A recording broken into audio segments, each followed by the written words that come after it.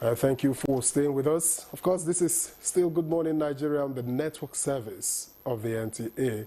And for what's next, it's newspaper review.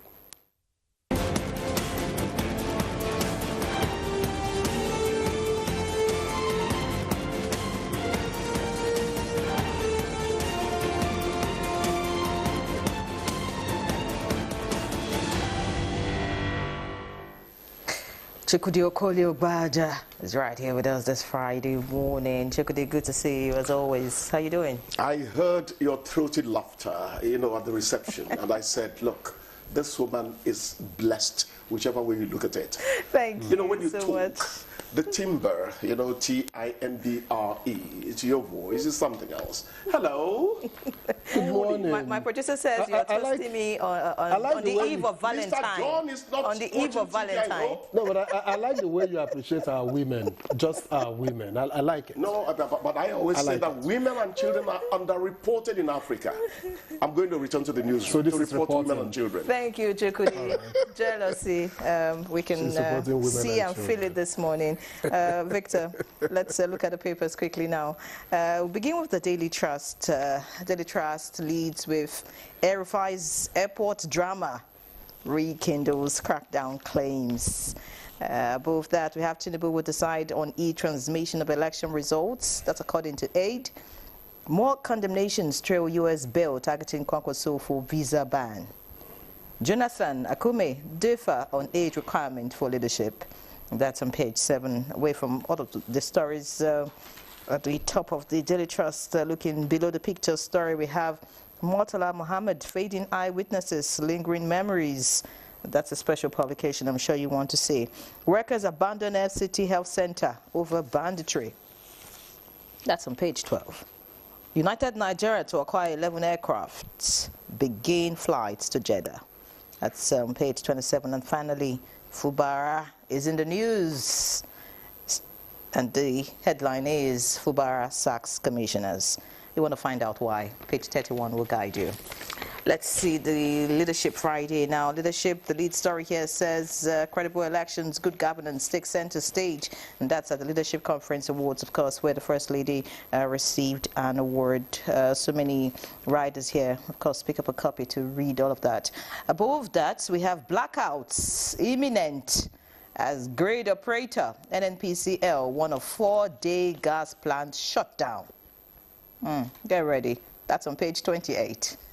All right, candles and lanterns need to return.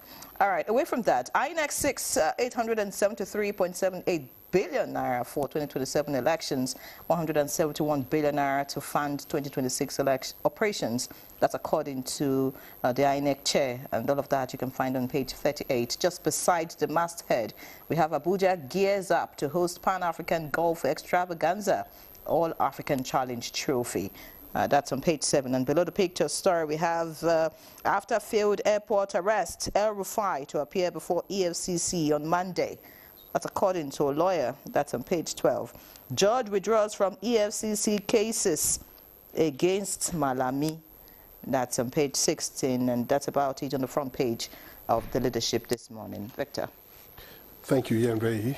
And I have the blueprint here with me.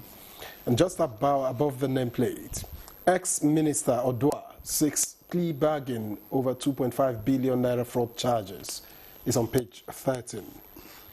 And below the nameplate, property forfeiture, judge withdraws from Malami's case is on page 9.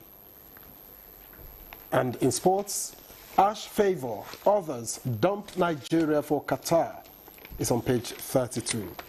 And for what looks like the major story here, 2027 polls, why INEC can't guarantee e-transmission of results. That's according to Amukmito.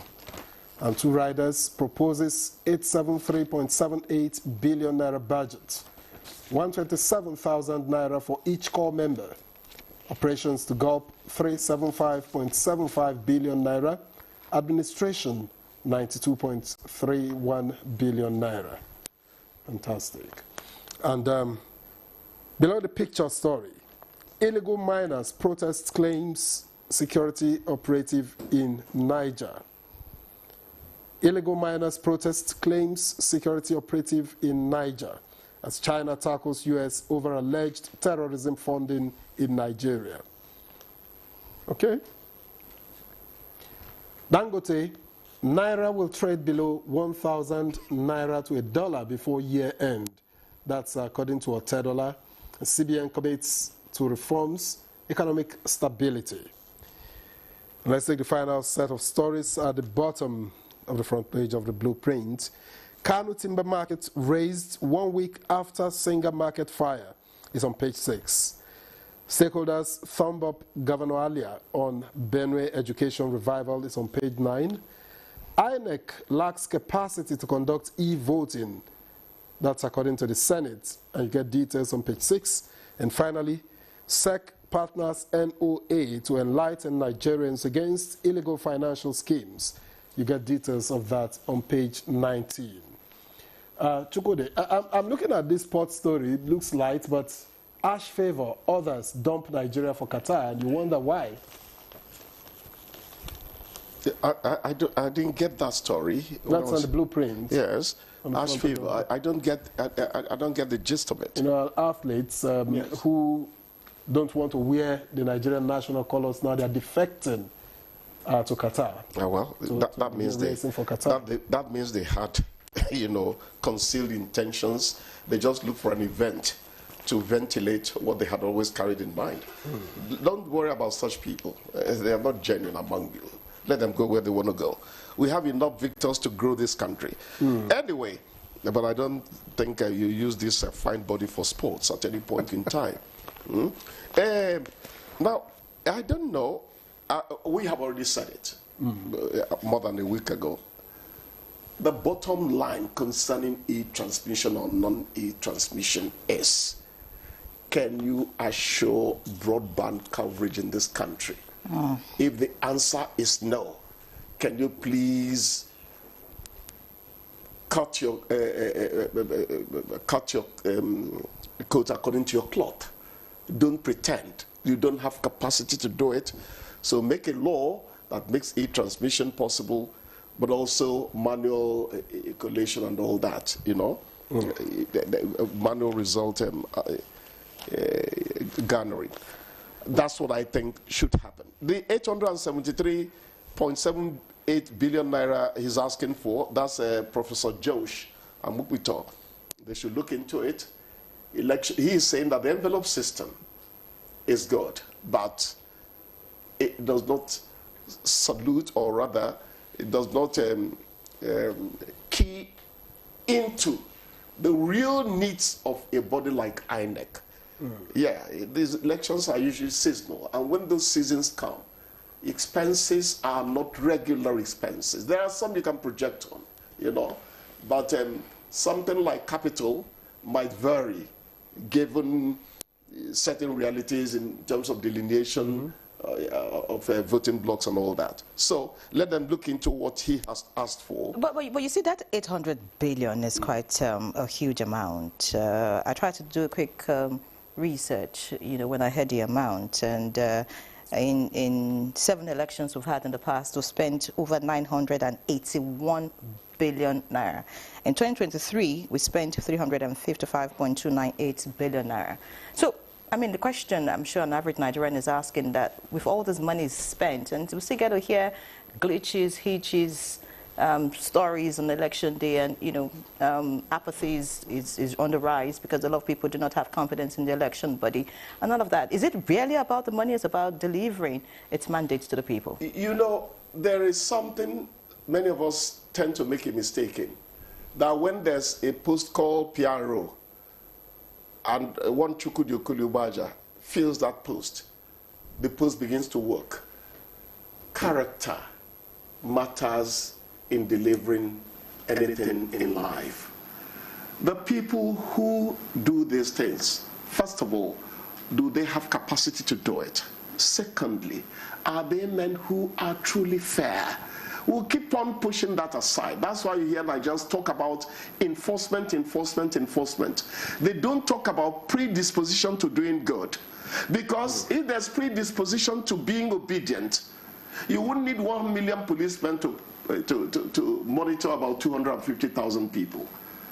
But when you have 250,000 people who are downright recalcitrant, rebellious, cacophonous, 2 million policemen cannot, monitor those people's behavior. So it depends on the factors that are coming together to conjugate and produce what you want. You need people who, first of all, believe. He mentioned people who are going to Qatar. The first thing that dropped on my mind was, are they people who believed in Nigeria? Did they believe? If you truly believe in Nigeria, you're not going to abandon Nigeria. That is how it works. Well, some of my friends tell me, you're stupid. You had 2 years, 2 times to go to the US, and you stayed here. Because I believed in something. I did. That's the truth. I didn't come here to self-advertise. So what is the capacity of the people delivering? And how true are their intentions? When I say that NOA should reorientate us in terms of our values, I'm making a point. I'm not saying it as an old-fashioned person.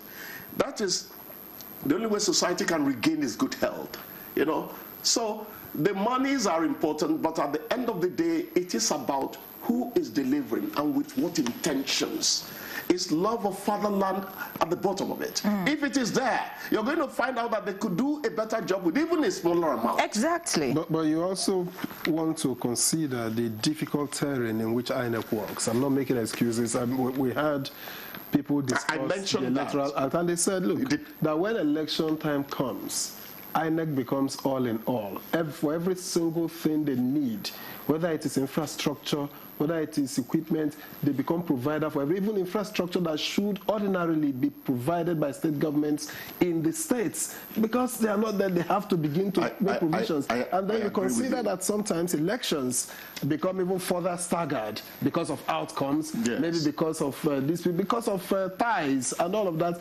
These are not Victor, ab initio. Do you know that a huge erosion can change the route? INEC is now taking to a community the access by road in the previous election. They could now decide to do a longer journey on water. And don't talk about the sabotage. Let's even talk about the sabotage that occurs prior to elections sometimes, which will now force INEC to have to spend more money. Anyways, I just think that... El-Rufai thing at the airport, storm in a teacup, if you ask me. If El-Rufai's lawyer gave indication, I am returning to Nigeria, and we are having a date with the agency on Monday, I will tell you that if anybody try to arrest him at the airport, that would be overzealousness. If really that communication has happened. When you do your job, sometimes also build in the vagaries of the human element, how it works. You don't have absolute situations in situations. So if his lawyer has said he's coming and all that, take his word for it. The benefit of the doubt. That drama was not necessary. Away from that drama, there's this drama every Nigerian would experience, which is blackouts. The producer says we need to round off, but of course this story interests me. Blackouts imminent as grid operator NNPCL warn of 4-day gas plant shutdown. The date is February 12th to 15th, 2026. So get ready to spend Valentine in the dark. The time the gas Valentine in the dark. How much? That sounds like the title of a movie, Valentine in the Dark. How about that? Yes. Chukwudekoli, thank you for your time. It's okay. See you again on Monday. It's okay. Before then, have a great weekend. Thank you so much. You don't ask me to break a leg anymore. No. You have repented. We'll see you after this break. Please stay with